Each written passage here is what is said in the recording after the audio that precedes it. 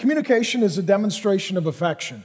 We tend to communicate with those people we have the most affection for. So it probably doesn't shock you, but on my phone, the vast majority of the correspondence is with my wife, Grace. Most text, emails, calls.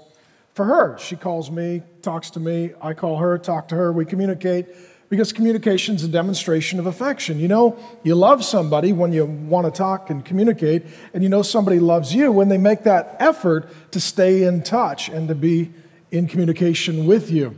And what's really interesting is our God is a God who has not only affection for us, but communicates with us.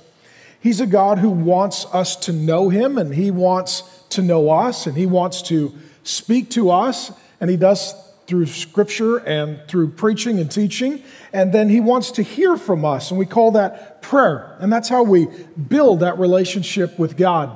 And so for us at Mars Hill Church, we see communication from God as a demonstration of affection from God.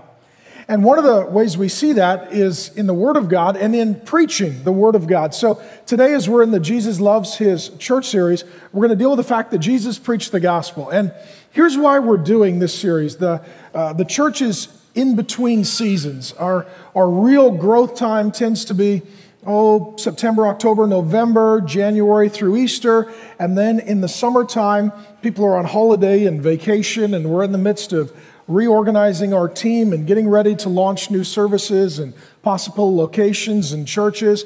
And what we see every year is after Easter, there's this massive influx of people that have come in over the course of a year. And we praise God for that because Jesus loves His church, and Jesus loves you, and Jesus loves us. And then what we want to do is we want to help those who are new, and perhaps even new to Christ, know the church, love the church, get connected, plugged in, community groups, leadership development, membership, so that you could be a part of God's family with us. But we don't assume that those who are coming in understand why we do some of the things that we do. And at Mars Hill Church, we hold a particularly high value on preaching. I don't know if you've noticed this, the sermons tend to go very, very long. Like in some churches, what they would call a month of sermons, we call an introduction to one sermon. So preaching here is a little different, and I thought I'd take an opportunity to explain to you biblically and practically how we view preaching and why I have the great honor, along with other elders, of preaching the Bible here.